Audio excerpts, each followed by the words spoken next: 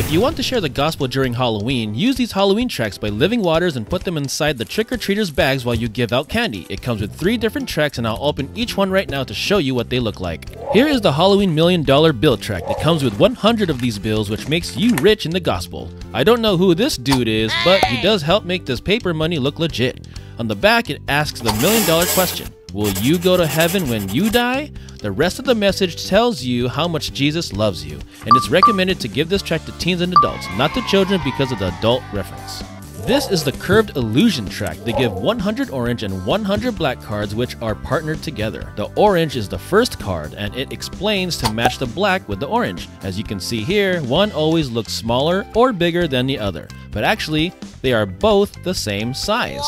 So the message here is that sometimes we think we're right, but we're actually wrong. Then the card goes on to speak the gospel, going on to card number 2 by reminding you that God loves sinners like you and me.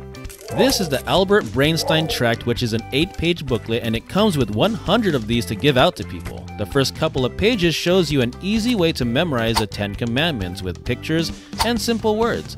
Then it gives you space to see if you memorize them correctly.